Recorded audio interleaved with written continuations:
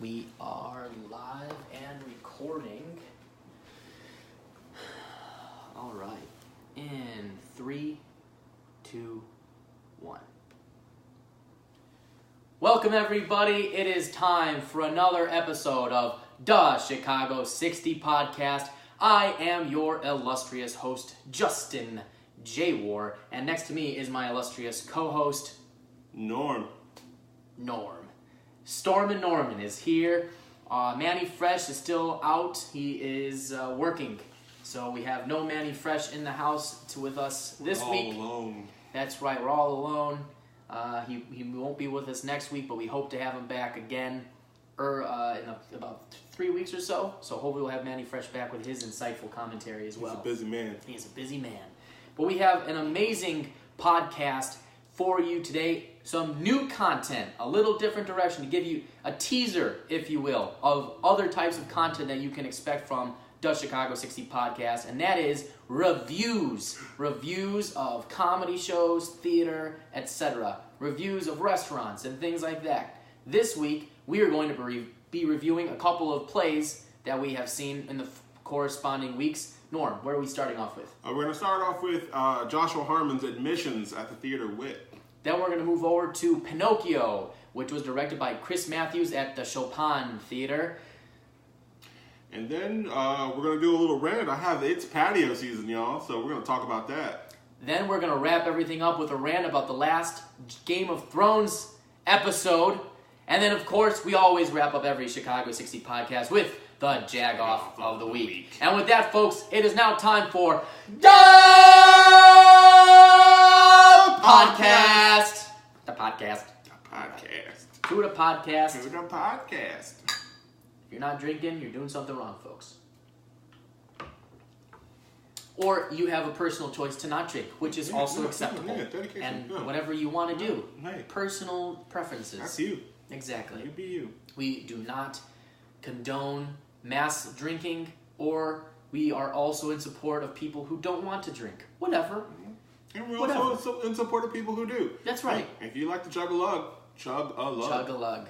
Get it in there. Take it Get off. it in there. Take it off. Take this it might off. be cut and used for something really awkward. Of course it is. Oh my goodness. But, ladies and gentlemen of Chicago, Norm and I, have gone to see a few plays over the past few weeks. And what we want to do is make sure that you all know about great places to go see amazing entertainment, whether it be theater shows, comedy shows, other shows, music shows, kids plays, high school musicals, the guy playing on the street around the corner who you can't get to shut the fuck up at midnight. Exactly. We're going to review it all. We're going to talk about it all. You will not be uninformed about where to find cool shit. Fully informed. You will be fully informed. That seems like a better way of phrasing it. You'll be fully informed about what is going on in the city of Chicago. Okay, with that, the first play that we want to review and discuss, which we found, at least I found very interesting, was Admissions, which is currently being played at the Theater Wit. And I just found out through an email from the Theater Wit that it has been extended through May 26th. Wow. So, congratulations to Admissions at Theater Wit for being extended through pretty much the end of May. Don't go see it on May 26th though. Come instead to see an improvised Irish show called Spuds and Stouts at the Comedy Clubhouse, which I perform in at 7 o'clock. Comedy Clubhouse, Ashland near Fullerton, right off I-90-94. So go see that instead. If you want the entire driving directions, he'll give it to you. That's if you right. just let us know where you're coming from, he'll tell you exactly how to get there. I'll tell you exactly how to get there. And if you message me directly, I will comp your ticket. Whoa! Oh, and you get a car, It's also BYOB, so maybe bring not. your own alcohol. I can't just executive decision that. Actually, I'd have to get permission to comp you the tickets from the other two guys in the group. But we might be able to do a promo code. If you hear it on the Chicago 60, you get a discounted ticket. We'll work some stuff out. Didn't expect this to go this way, but you know, smooth. Yeah, way to go. Way to throw that out there and figure it out later. What all women do is like they think that's on their little head on a fence post. Figure that out. But anyway, Norm, why don't Well, let's describe what this show Admissions is real quick. So why don't you go ahead? So with what I saw about the show, it was pretty much just about a young white male who doesn't get into college, or he doesn't get into the college of his choice, which was Yale. And his friend, who is mixed, he gets into Yale. His mother is an admissions, I think an admissions counselor or some form of admissions admin or administrator at the school that they both go to, and they're very politically into bringing inclusiveness or not, bringing more color to their school. And she does it in a way that's very, let's just put it, liberal, extremely liberal. And she has to fight this feeling of having to bring in more color to her school, but then also be understanding of the fact that her son didn't get into this really highly wanted school, but a young, Ivy League, but a young black friend of theirs who they know did. So that's kind of the ball of it. There's a whole deeper and probably a better explanation. We probably should have just read the summary of what they had to say. But that's kind of the bare bones of it. Right. White people pissed because black people got it. The story centers around there's only a cast of like 5 people, and they're all white. Yeah. Because that's really what the show is centered around.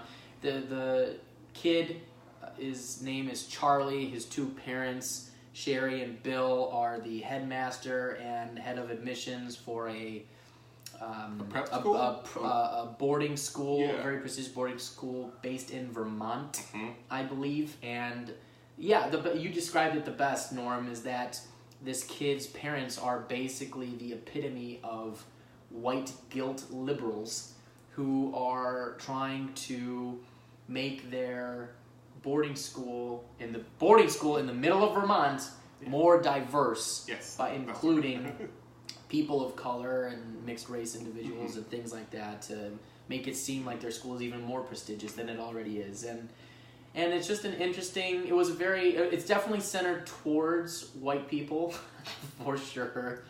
It's all about the white guilt, man. It's all about the white guilt. It definitely was, yes. Which I will say, their depiction of the far left, because that's exactly what it was. Like, I'm liberal myself, but like it's just like how you see the far right conservatives, and you always see the kind of caricature of most people who are conservative. They take it to the farthest extent that they can. This was the opposite way. It was really the far left, and it's just as damaging to watch the far left be who they are. Right. Those who, and it's not encompassing everyone. It's just those people who. There's one specific point in the show where he asks his mom to say Nicaragua, and she has to say it in that way where they want to take it all, and I don't even know how to really describe it, like Nicaragua.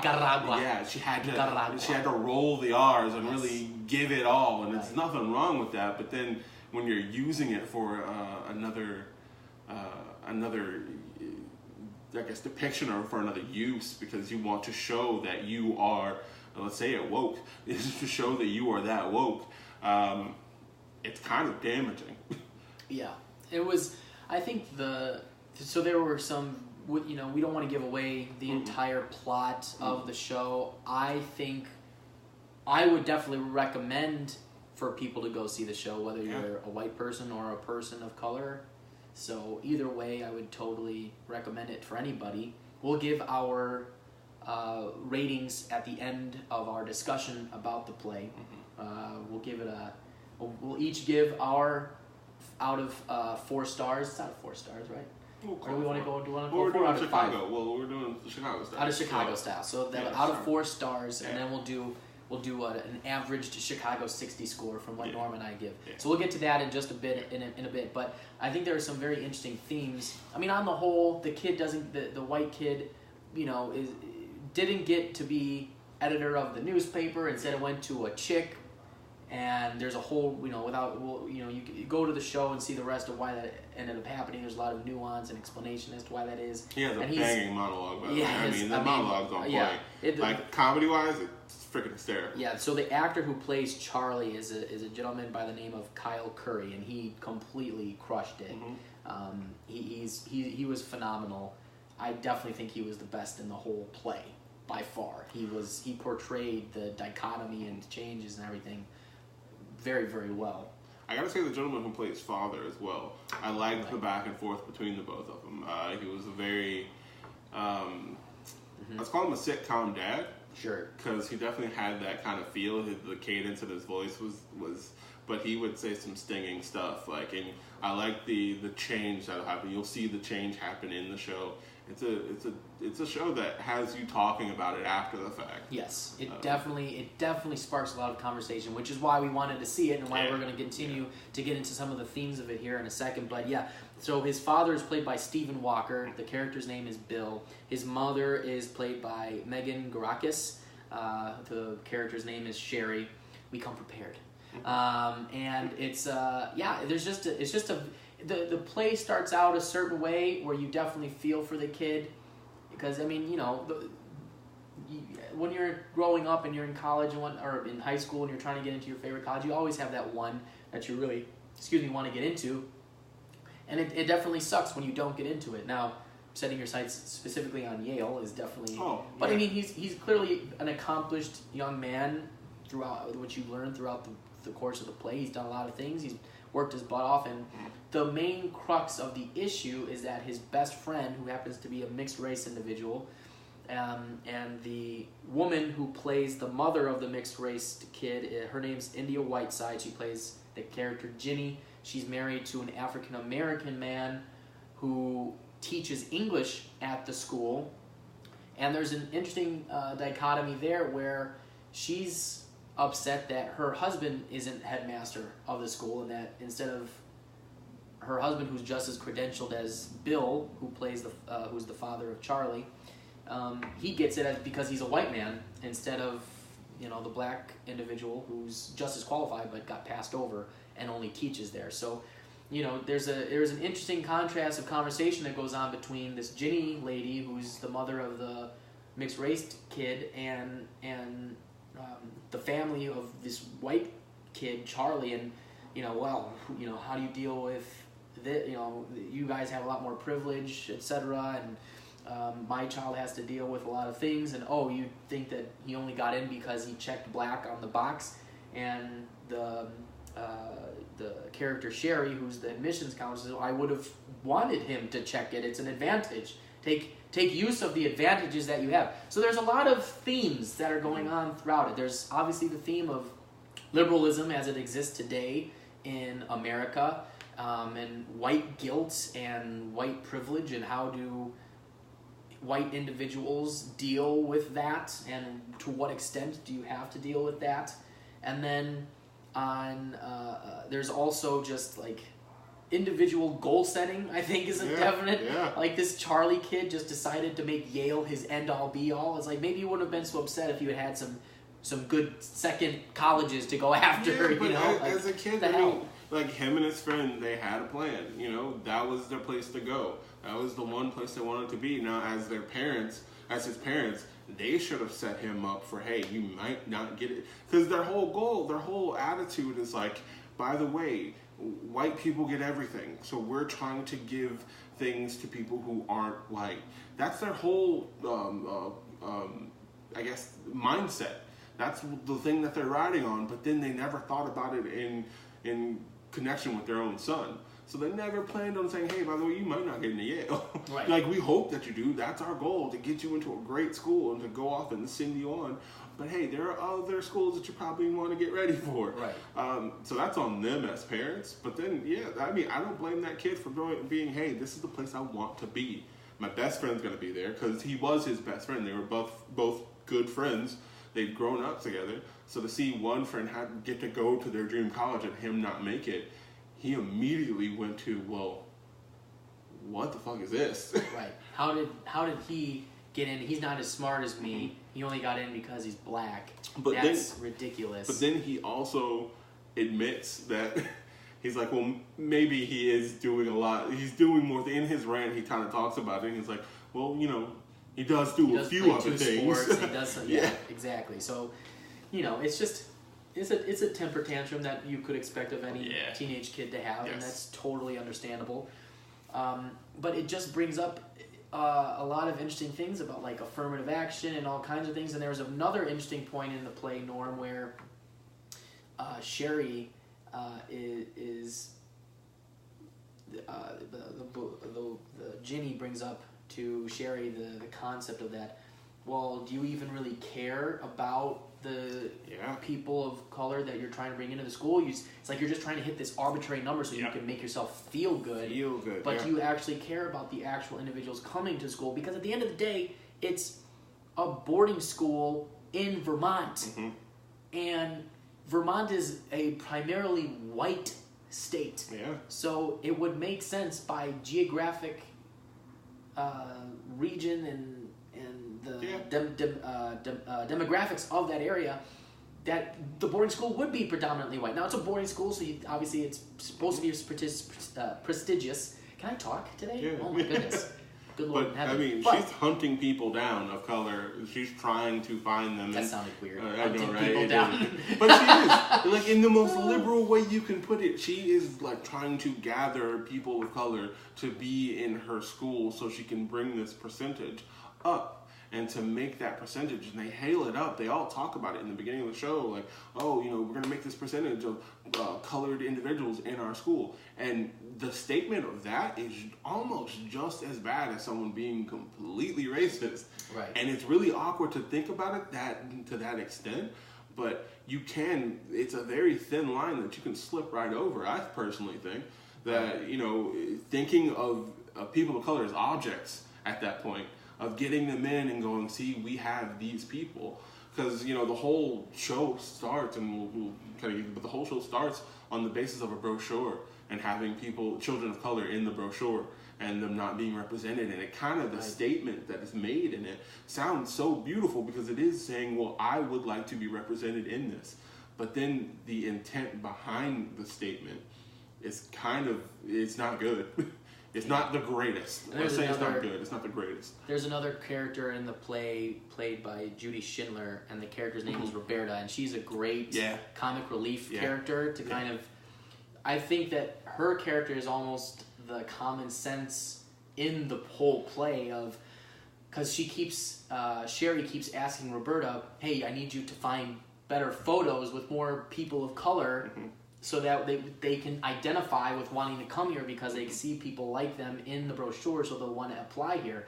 But what's interesting is that Roberta ends up being the kind of voice of reason, saying, we live in Vermont. This school has been predominantly white. Mm-hmm. I don't know what we're trying to do to change things. I have no problem with it, but this seems a little silly. And then, how specific do you want? And then she goes in one of the parts of the play, she goes into great detail about how she's trying to get this perfect photo to get two kids of color involved.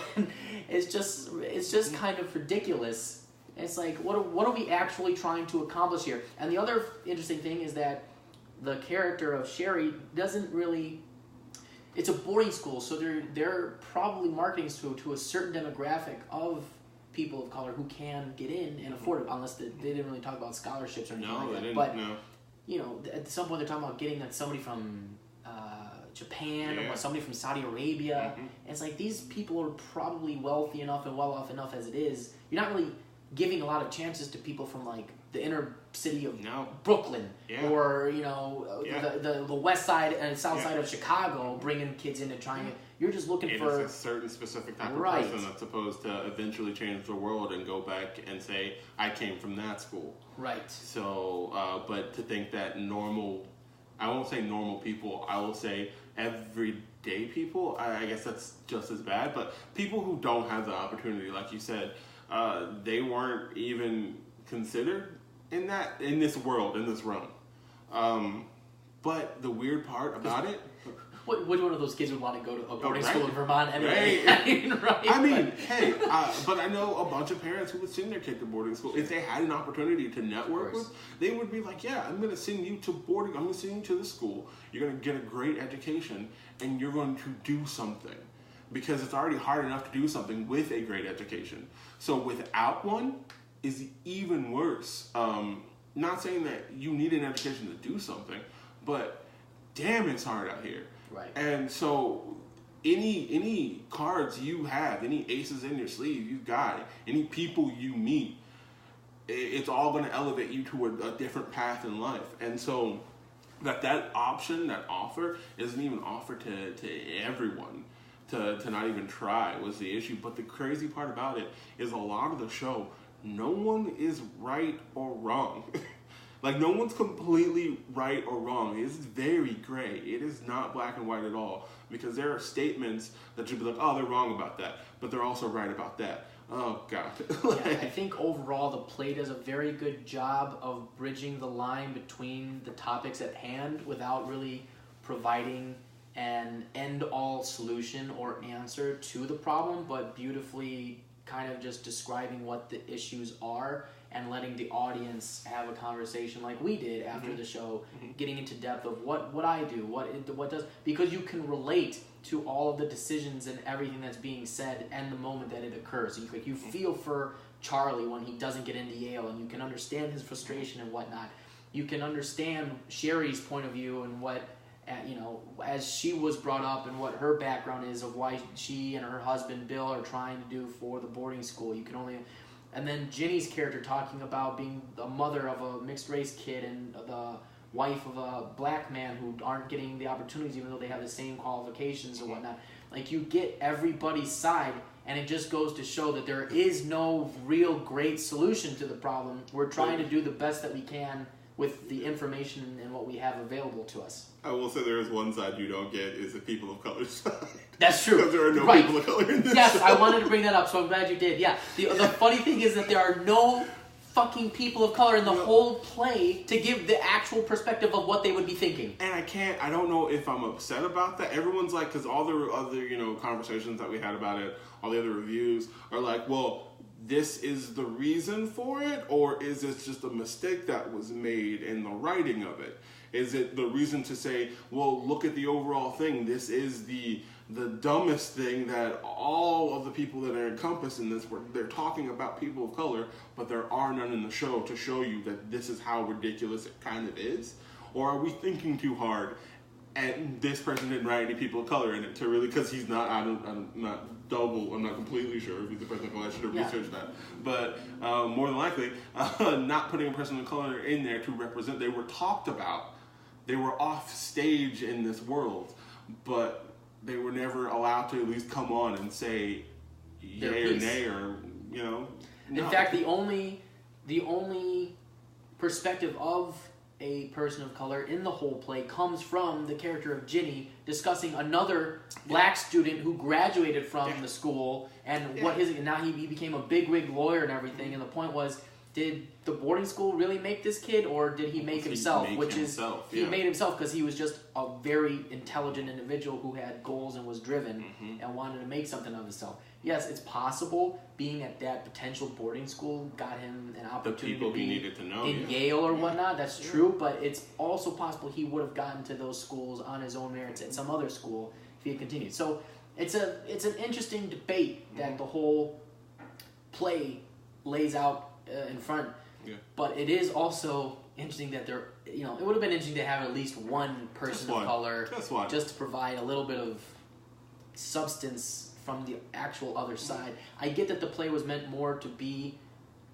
like white people explaining that aspect of it to other white people in the audience, and everybody who was white in the audience was very uncomfortable. Oh my god, the white girl in there is so okay. So if you go there with the most open mind. When I explain this, go there with the most open mind and be that person to sit in, like, if you're white or if you're a person of color, sit in that white guilt for a minute, because you could feel it in the audience. It's a ton of white guilt, and enjoy it. I mean, learn from it, but laugh at it, because it's kind of hysterical. Like, take a minute to stop watching the play and kind of feel the people around you, and the white guilt in there sometimes. Yeah, I mean, it's just...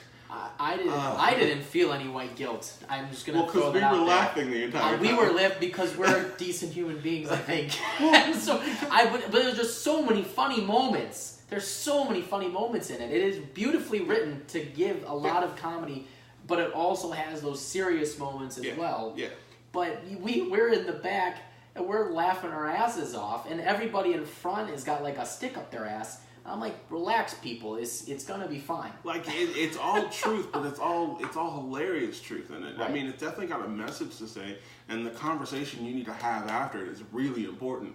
But the whole thing of it at the moment, it's to take that down a bit and go, well, you know, don't be upset if you feel guilt about this, because you shouldn't feel like if you do feel guilt about this show, then that means you probably need to look at yourself for a minute. Yes, probably. But if you don't and realize that it's hilarious and a lot of it's true and a lot of it's wrong as well, then have a good time. Like, we are two different people. Right. We both enjoyed it. And saw it in different Norm and I come ways. from different backgrounds. I went to a preparatory Catholic high school, so I could totally relate to a lot of... I mean, there was one line in particular that I loved from the character of Charlie, and I told you this, Norm, where he goes, everybody in the lunchroom who's white, they're all a bunch of idiot white kids. And that's how I felt at my high school. Anybody from Bennett who may watch this, it probably wasn't you. But but there were so many idiots. It's not you. I would just walk around going, what the hell are wrong with these kids? Yeah. But there's a very interesting switch that comes about in the play, where what happens in the beginning completely flips, and it is one full play. There's no intermission, so you just get hit with it right away. Yeah. You feel the switch when Charlie makes a very interesting decision after being basically shamed by his parents. He makes a very interesting decision, and then the parents seem to, which brings up another interesting thing about even the white guilt and everything else, is that, look, a general thematic thing of life is that you do not control when you are born, how you are born, to whom you are born as parents, what skin color you're going to be, nothing. You just exist. That is it.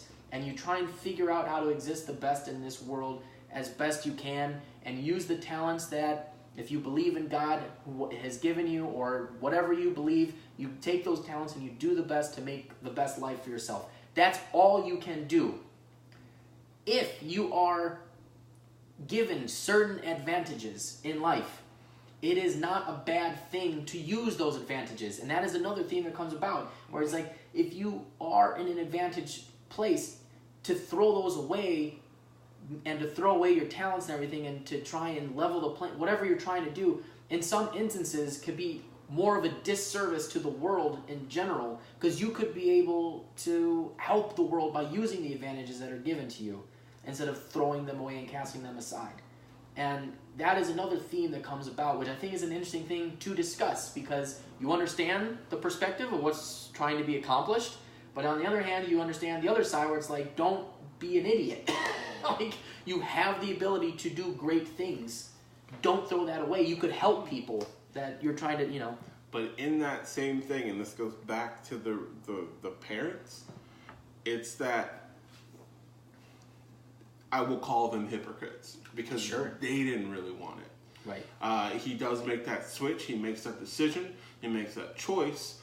And the first thing parents are supposed to do is back up their kids' choices. Like, I think if all parents back up their kids' choices, no matter what they are, no matter what, the kid will figure it out. There's too many times that parents go, oh, I just had to figure it out. I just had to figure it out, and things just happen. And then when their kid gets involved, they're like, I put all this into you, and you were supposed to make this choice. Knowing full well that we don't decide shit. There's only, if you are a believer in God, we don't make the decisions. Things just kind of happen. You just open certain doors and walk through them. And so the parents' job was to back it. And then you kind of find out the hypocrisy in who they are as individuals. Because he brings up a beautiful ideology in saying that, how am I, as a young white male, supposed to say, I want to give people of color a seat at the table, but then be sitting there myself? Like, how am I supposed to give them that opportunity, but also while I'm sitting at the table go, oh, well, the table's full with other privileged people.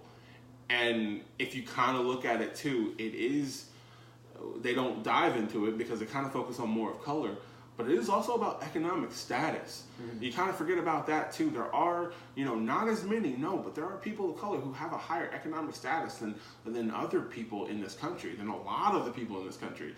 And they're gifted things that not everyone is gifted. And like you said, if you have the ability to use it. Use it for good. Use it to help other people. Use it to give. And I think the thing he does is put out an olive branch for other people to be a part of it. And the parents should have latched onto that olive branch and were like, okay, we're doing something good. We'll figure something else out, but we're doing something good. But you have to do this, and we'll help you also do this.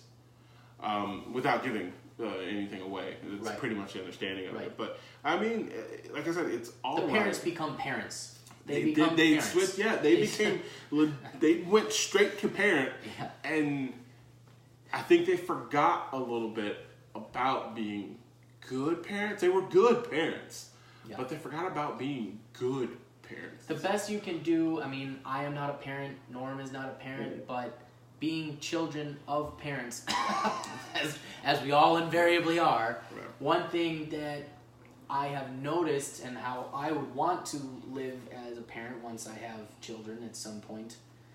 So if you're a single lady, you have a shot. Hey.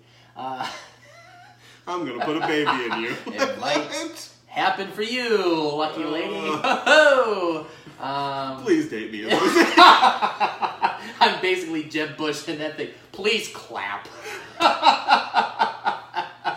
And if you're that lucky lady and you happen to have a boat, hit me up. Yeah, that's right. That's right. Don't forget that we still want to get on a boat. We'll get to that in a minute.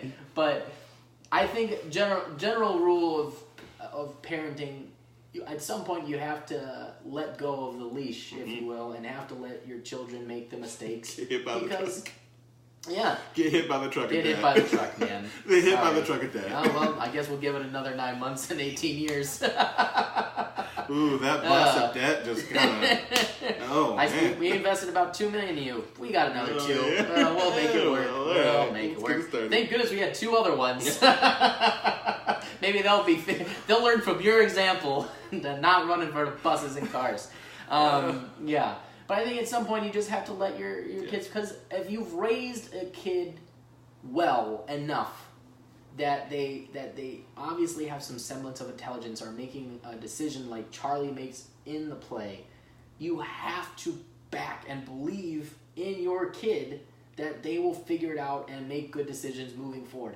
I can say for my personal life that I've not always, I have learned and I have developed and moved forward and made better decisions by making a bad decision or having failed at something or whatnot. And I'm sure, Norm, you have been in the same situation as well and have made better choices as you progress through life, because we were raised by good parents. Mm-hmm. But at some point, as a parent, there's only so much control you have over your child's life. Mm-hmm. And you have to let it go. And what I found interesting was that I don't even know if they ever really believed in their kid from the beginning. Yeah. Which was interesting, which goes back to your point of them being hypocritical. Yeah. It's like you have to believe in your kid. And I feel like he basically brought that out throughout the play, calling out them as hypocrites, which is something that happens. And I want, it's one of those things, it's the do well, do good argument. It's like you hear it a lot. I heard it from my parents. It's like, I want you to do good. And you're like, well, you want me to do well. No, I want you to do good. I want you to go out there and do good things. And these parents were preaching to do good.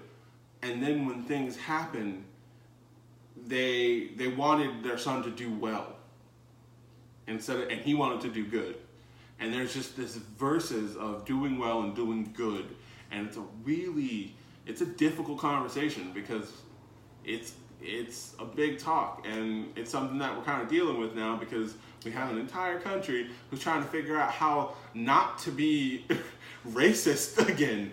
It's not saying that it wasn't currently, because it's always kind of been a thing. People are racist to everyone. There's a lot of racist people to other racist people. They do. They're by race, religion, sex, everything, gender, whatever. They don't care. People hate other people all the time. It's a thing that we deal with. especially in America, if we're not hating one thing, we'll figure out someone else to hate later because we're pissed off at ourselves or pissed off at something that happened to us. And we're all different, so we'll never really know. We'll never really know why until we actually sit down and talk about it. But now we're in this situation where we have a grand leader Trump, and like I said, like my parents are in the military.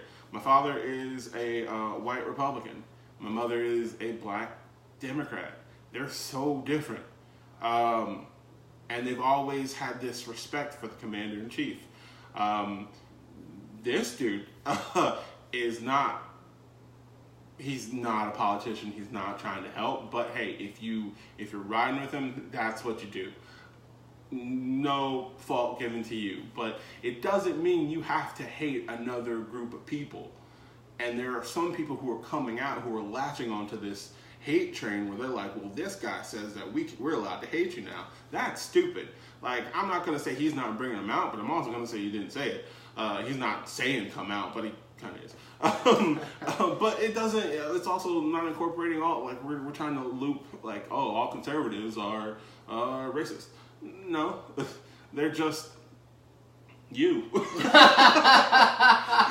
they're just, I mean, we're all people. We're all human beings. I don't understand why we're... And trying to figure out how to solve these complex issues that are brought about in the play admissions is a conversation that is something that we should all have as a society in a respectful way. And I think that's what the play did a fairly good job of doing. And it encompasses with all the cast and everything that they had. Yeah. I think it did a fairly good job. One thing I will say, the musical choices in it were kind of weird. Like, I liked them at points, but then in the show, I was like, I don't know if these fit. Right, yeah. The actual show. Right. But, we enjoyed it. Yeah, I mean... We have a thing that I sent an email about it. We know what we're going to do once we get our studio. The bass was bumping, so I kind of enjoyed it, but it was really... It kind of, like, took you out of it for a hot minute, and, like, wait a minute. This is popular music. Huh. I don't know... This is an interesting theme. Is this what they're bumping in Vermont?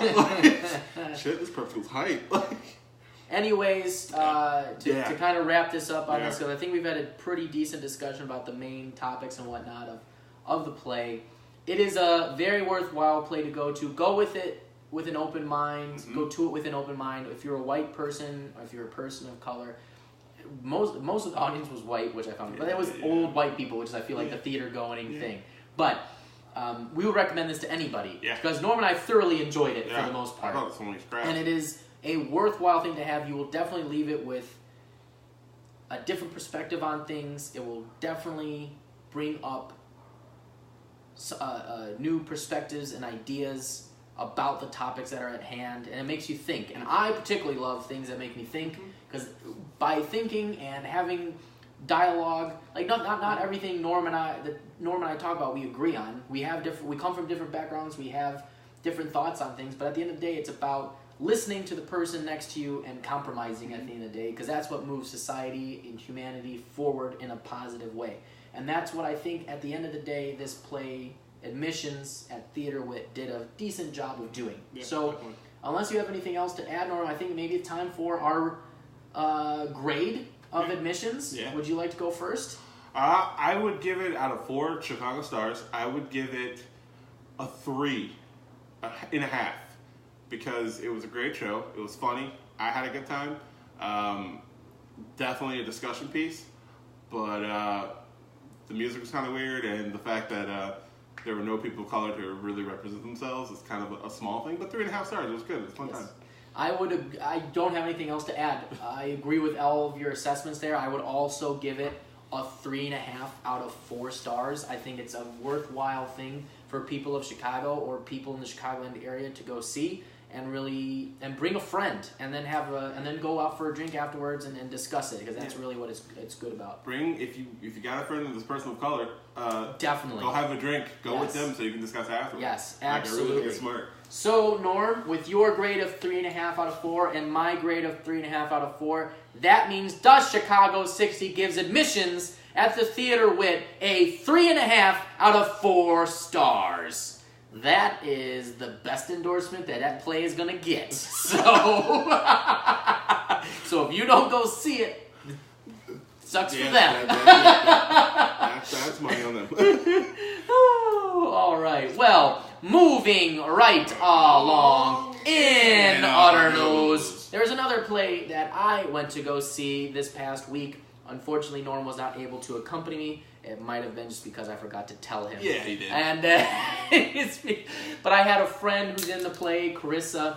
She is a wonderful actress, and she did quite well. So, without further ado, the play that I went to go see is called Pinocchio. Pinocchio, that wonderful Disney movie that we all know and love, about the wooden toy whose nose grows when he lies and who wants to be a real boy. But this version, which is being shown at the Chopin Theater off of Division in Wicker Park area near the 9094 highway. I'm very good at giving directions. Yeah, extremely good. They're very good at it. It's right in between Milwaukee and I think Damon Avenue or something like that. So it's a beautiful theater, by the way, and it's Chopin, because Chopin was a Polish pianist, and I'm a child. I'm a freaking 13-year-old boy. To say. I'm a 13-year-old. It is, yeah. But being half Polish, it is Chopin, not Chopin or Chopin. A Chopin pianist? A Chopin pianist. I hate you so much. But it is the Chopin Theater. It is first of all, the theater and the venue is beautiful. Mm-hmm. I've always passed it and never gone in. I am so glad I went. The stage is very nice. It's definitely a different stage presence. I think they maybe moved things around, but the way they had it set up was quite interesting. But just the ambiance of the theater, they have a couple of side rooms with all kinds of old style furniture and stuff. If you follow my Instagram page and the Chicago 60 Instagram page, I did some stories from within there and showed around. It's a beautiful theater in general, so I highly recommend going to a show there and support them. It's a beautiful theater. Support local theater. Support theater in Chicago. Yes. Support all theater. That's even why, if you're not in Chicago. That's why we're doing this. Support it. Support it. Support! Yes, that's okay. We're in agreement on that. And so the play Pinocchio is quite good. Now, it is not the standard Pinocchio story. So you're not going to get, all of the elements are there, but it's not the same story. Okay. So it's a different rendition, I would say a modernized version of the tale. I don't want to give everything away. Just know that it is not the same story. Give away Pinocchio. I mean, I know it's not the same story. I definitely can't give too much away. So I'm going to do my best to not give away the story here. What I will try and focus on is the individual performances and the overall themes and tone of the play that I found quite interesting. There were some things I liked, some things I didn't like. The gentleman who plays Officer Doohickey in the play he's the comic relief character. Doohickey. It was his lines were funny. I felt he was a little over the top at times. Ooh, he going in hard. Yeah. Look, we're getting real on the Chicago 60. We're not just Get you some Pinocchio, man. Just like we're gonna rate this with Pinocchios, just like the Washington Post. Yeah. How well I lie and or tell the truth on this. How many Pinocchios do I get? 0, because I speak the truth. I'm like George Washington. Okay. Who chopped down the cherry tree, apple tree, some tree. He chopped down the tree. He's black. But he didn't chop Pinocchio, so that's a good thing. So that's a good thing. But overall, here's what I have to say. Mm-hmm. Number one, the puppet and the puppeteer were phenomenal. Now, the gentleman who plays Pinocchio and puppets Pinocchio? I think that seems right. Sean Garrett, he is phenomenal. His voice freaks me out because it's so, he gets a really, kid type of voice, which is, I don't know if that's his normal voice, but phenomenal. It's creepy, but phenomenal. But he is wonderful. And all of the actors and actresses in it really envelop the theme and the presence of Pinocchio as the actual puppet. Everybody in the audience believes that Pinocchio is actually alive. Despite the fact his mouth doesn't really move or anything else, they do a wonderful job of making you feel like the puppet is just another part of the cast. Really? It is phenomenal. Wow. It really, I have to say I was impressed by it. they do this through a number of different ways. They have they have the main puppeteer, who is Sean Garrett, and he does all of the major voice and movements of Pinocchio. But they have people of the cast come in at certain points to move Pinocchio along with him to give the actual action of the puppet doing things, and which included intricate dance routines. It included a running sequence, and it was just all kinds of things where they made it feel like this puppet is here in the theater with everybody in the audience. There was a lot of great comedy, and a lot of different roles had good comedy in it. Now, my friend Carissa Myers, she is wonderful. She plays the Blue Fairy, who is basically a steward of the forest, and it basically kind of tells Pinocchio where he came from, and tells some warning messages to him. But the overall presence and the overall theme is to accept people for who they are, despite our differences, and really, if people who are different can get along together, it should show that humanity is decent and that we can get along with people that we don't identify with, despite being afraid of things we don't understand. Which I thought was an overall good message. I also think there's a definite tint to like the LGBTQ community. Most of the actors and actresses seemed to be and were or are members of the LGBTQ community. Like, for example, Geppetto is played by Molly Brennan, so a female playing a male role. Yes. There were several individuals who we would throw into the flamboyantly gay category, but they were phenomenal. They were hilarious. They brought a lot of humor, but a lot of soul into the performance. And it was a thoroughly entertaining play. I thoroughly enjoyed it. I would also recommend people to go see it. It is not they do have an element of the whale, and they do have Jiminy Cricket and things like that, but it's not the same story. It's really focused around a message, and it was quite good. I didn't realize my friend Carissa had such a lovely singing voice, but as the Blue Fairy, she had several singing pieces that were phenomenal, and there's an element in it where they shine lights with pictograms and whatnot, as she tells her story through song, and it's wonderfully choreographed. Everything is wonderfully choreographed, really well done. The actors and the actresses in it really bring their characters to life, and you really feel like there's this community there, and this village you kind of identify with. Now, one thing I didn't really like about it, there was a character, Miss Penny, played by Christine Perkins. Now, I have no problem with the portrayal or the performance by Christine Perkins. She was very good. I just didn't understand the character choices within the script from her character. At first, she knows Geppetto, and she wants to support him, but then all of a sudden, when the school kids are picking on, she's not a fan of Pinocchio. Then later in the second act, they're in a classroom, and then she gets very weird and violent in a way. Not violent beating on anybody, but just verbally is trying to push some weird agenda that the village has, which you do not get a sense of at all in the first act. Then just the second act comes up, and you're like, oh shit, when did this happen? Holy Christ, I get there with some kids picking on Pinocchio, that makes sense. But what, now the whole village is against, what the hell's going on here? But then towards the end, when they're doing the trial and everything, then she's all supportive of Pinocchio again. And so you just go, hold on a minute, how did you, what? This makes no sense. You went from being supportive to hating on him, to then supporting again, then being overly aggressive, and now you're supporting Pinocchio. This makes no sense. Your character is all over the fucking map. I don't get it. That was one thing that didn't make sense to me. Again, Christine's portrayal of the character, not the issue. She's good acting. I just didn't understand the character choices in that. It was very bizarre to me. But that was one of the only major critiques I have of it.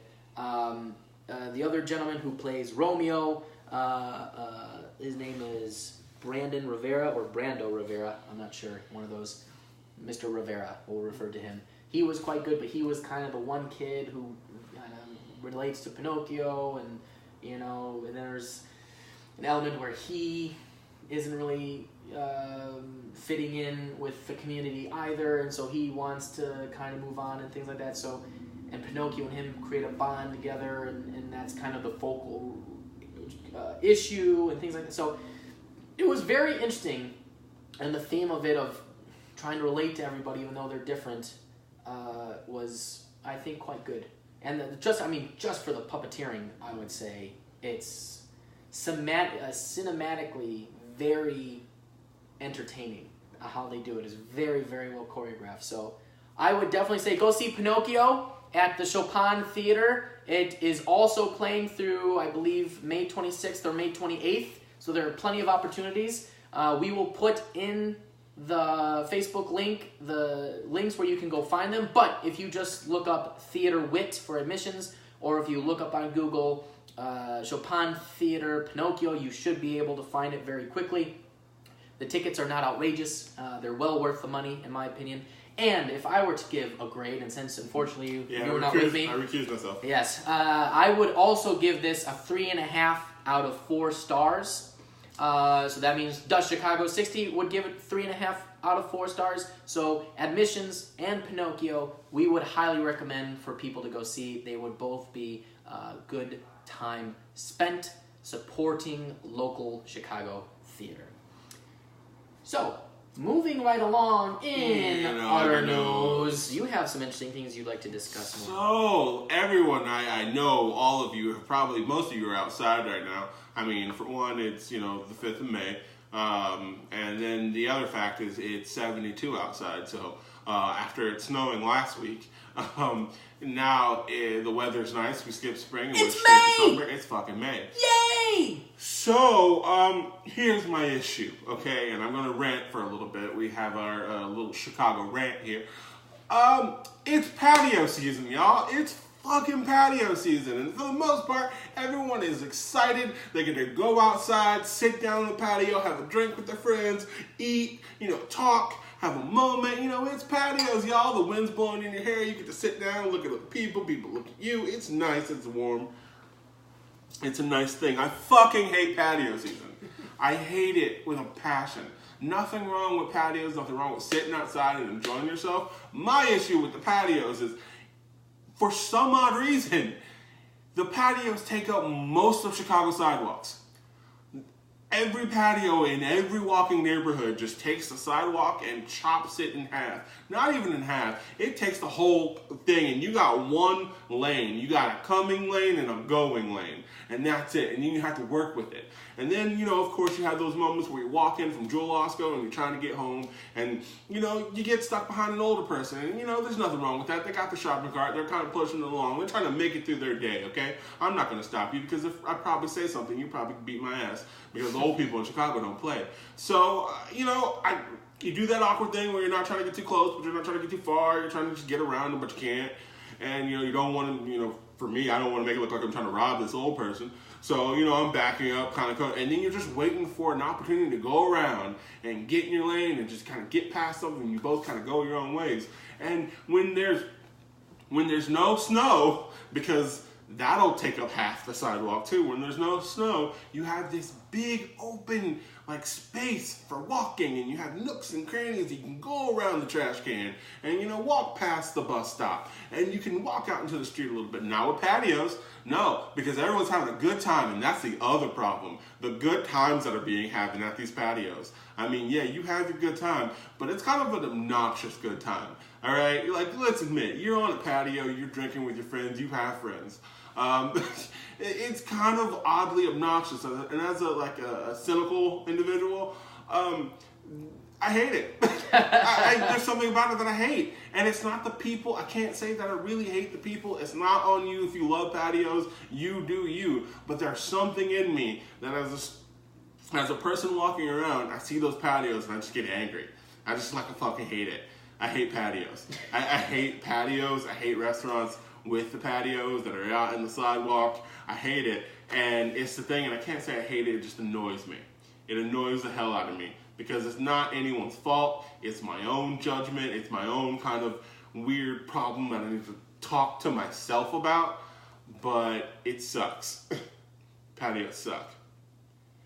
I rather like patios. Yeah, fuck you. So- You're the problem. I love patios. You go out there and you have a beer with a bunch of friends. It's actually nice out in Chicago. We only get several months to even have patios. So, you know, I get what you're saying. But I'm okay with the patios. But you're also a large gentleman. So Yes, patio seating. I'm more That's slender. another thing. Patio seating, okay? These wired chairs, I get it's for the rain, it's for the weather, just in case. But you got like beach chairs with like barely any, like I'm a big guy. I need a firm chair to sit in, okay? I need something that's really gonna support me. So you kind of stick you out there in that little patio area and you're like, here, I hope you have fun. And you're just like, this is just in my body right now. And I'm crunching right now, hoping to God that this thing doesn't collapse under the weight of this. You should find patios that have benches, like wooden benches. And then Okay, the so chairs. we're not even going to talk about bench seating because the restaurants have bench seating like I'm in high school or preschool and I got to slide my ass in there and hope to God no one slides in and locks me in there forever. And then I'm like, well, I'm not going anywhere until you're done with your food so I can leave. Because I don't want to awkwardly go, well, you got to slide out so I can slide out. So it'd all be solved if we could just find a boat. One boat. You know what? If a boat has a patio, I'll start liking patios. I will be, if I see a boat with a patio and they got patio seating, I'll even be like, you know what? This boat has a patio. And I'd love to, meet anyone with a nice boat that has a patio on it. And we'll just, break a bottle of champagne off that boat with a patio. And then I'll change my mind. There'll be a boat replica of the boat. And the patio. That in the champagne bottle and with little miniatures of Norm and I slamming another. It's like that scene in Inception with the mirrors. It's just that continuously. I feel like this goal Norm and me, is way too intricate, but someone will do it for us. I know someone's got it. If you have a friend with a boat, or who makes miniature boats a with other cousin's people friend, on there. son, sister's uncle who has a friend who has a boat. Mm-hmm. We don't care where we get the boat. We just want the boat. No. We don't even really want the boat. We just want to party on the boat. On the boat. That will be sufficient. That would be enough. Yes. I mean, hell, the boat doesn't have to be on water. Yeah. I'm rethinking about that, but yeah, a land boat would be fun. Actually, I'm okay with starting off with a land boat and then moving to a boat on water. Let's take baby steps. Yeah. Let's go there. I'm okay with that. Yeah. We can just chill on the land boat for a little bit and then move the land boat. There's one on North Avenue Beach. We could do an episode there. On land boat, yeah. Yeah. And it's free because it's to the public, apparently. That's nice of them. But then we'd have to deal with the public. We can't break bottles of glass. No, we can't break a bottle on that boat. Probably an unsafe thing to do since there will be people walking. Maybe if we smash it and run. That could work. But then we're like, we've done it! But then we do a podcast about it. Right. then we just run to our camera setup and then people like, you just, like... 5 people have shards of champagne glasses. Like that wasn't us. Loved it. I enjoyed every minute. Excuse me, did they get showered with champagne? Then I think they've had a good day. Mm-hmm. Okay? Yeah. Yes. Beautiful day. Speaking of rants, if I may just thank you very much. There is something I must rant about, and that is the latest episode of Game of Thrones. For those of you, it will be on again tonight at 8 o'clock, a new episode, but I think it is worth our time to have a discussion about the last episode. Now, Norm, I know you have not fully caught up, but we've discussed this. You've given me permission to talk about it. Discuss away. Here are some things. Spoiler alert, if you've not seen it yet. Spoilers. I'm going to be ranting about some things, so it's pretty turn this off. But, as much as I'd love for you to keep watching our beautiful faces, please. Turn off this thing. But also, if you haven't seen it yet, shame on you. It's been a week. Get it together. Get to the fucking episode. What's wrong? Come on. All right, with that said, first of all, very entertaining episode. Enjoyed it. Very entertaining. A little disappointed. What the hell happened? And we build up this whole thing about the fucking White Walkers, and then it's just an episode. Cool. Moving right along in other news. What? No. Specifically, I have an issue. This is my main issue. Okay, obviously a lot of people know you couldn't see a damn thing because they wanted it to be realistic battle. Like, cool, man. I'm all about realism. That I kind of like that, but at the same time, I also want to fucking see what the hell is happening. Okay? It's a fucking show. We've got ice dragons and things from the dead. Okay? I think we can get away with a little non-realism here. Okay? We got dudes sleeping with dudes who are their aunts. There's incest in the fucking... Okay? Alright. But here's the number one thing I have an issue with.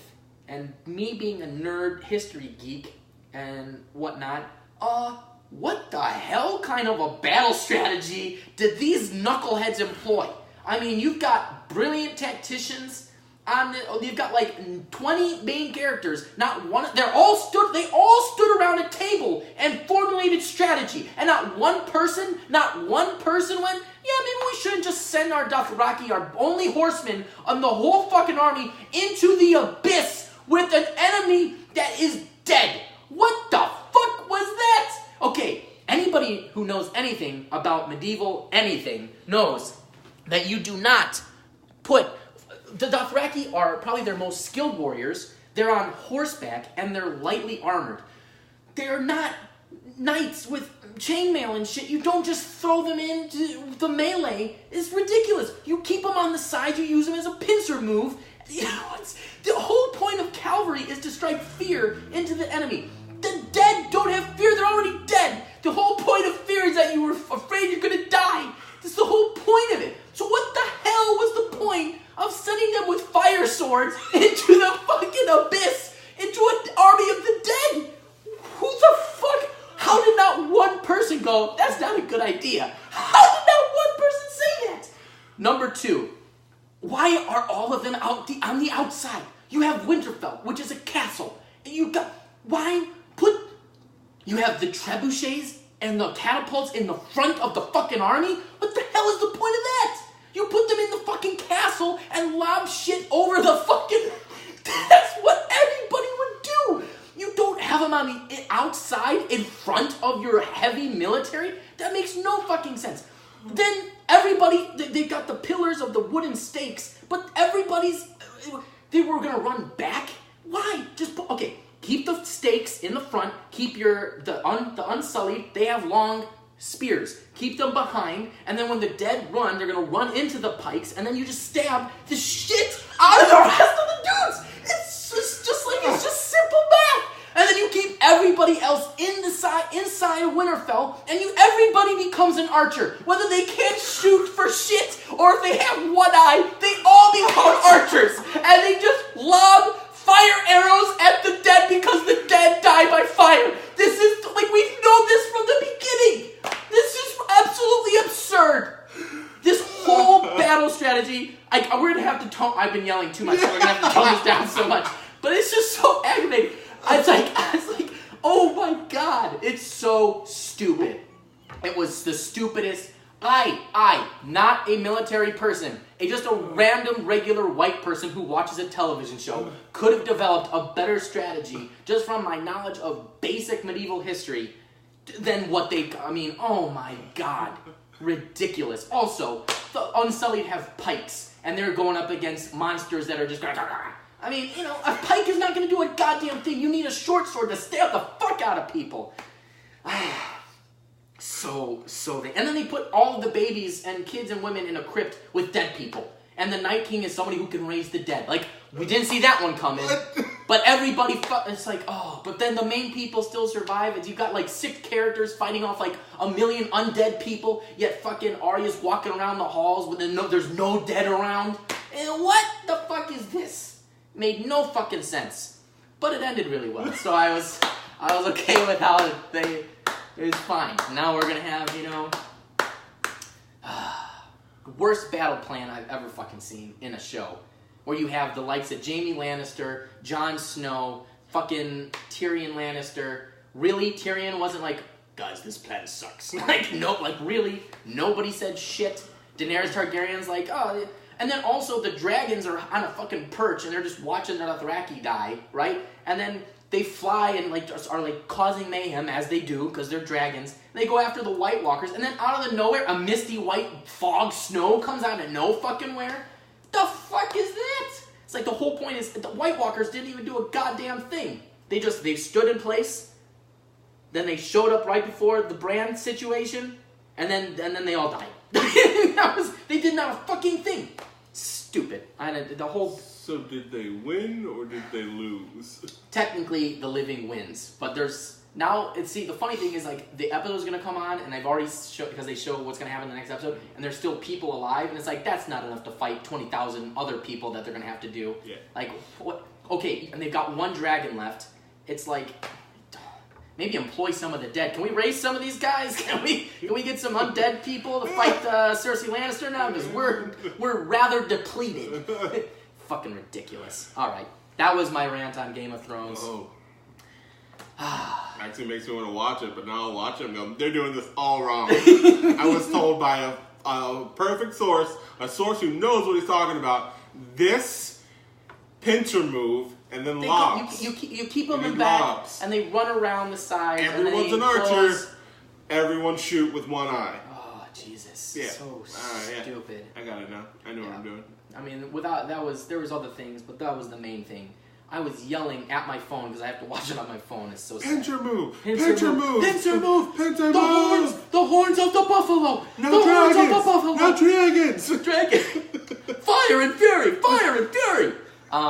Yeah. You would watch it like a Chicago Bears game. Just Trump and Kim Jong-un or just Fire and fury! Fire and fury! No! It's a whole new meaning. All right. But you would watch it like a Chicago, like a Bears game. Of course. Yeah. Yeah.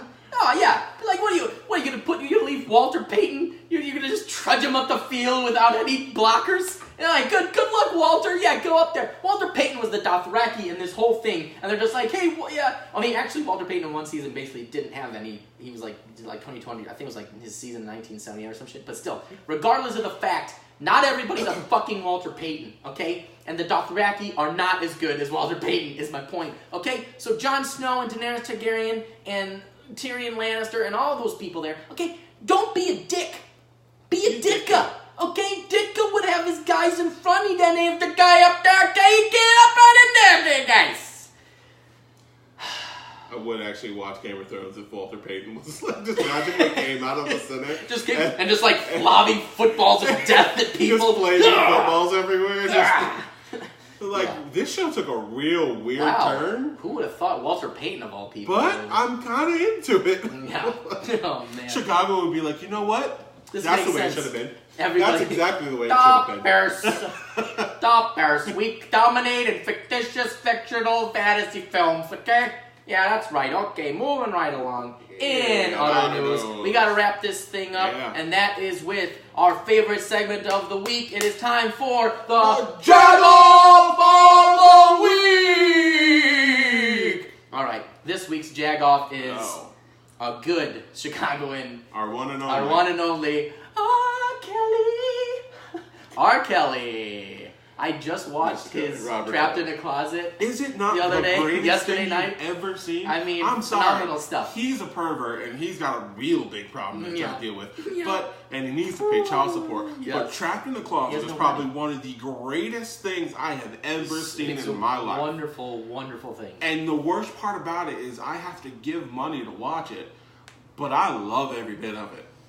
It's phenomenal stuff. If you haven't watched all 80 Trapped in the Closet chapters, you need to do it. Give it a watch. Just surrender an evening. Give it a listen.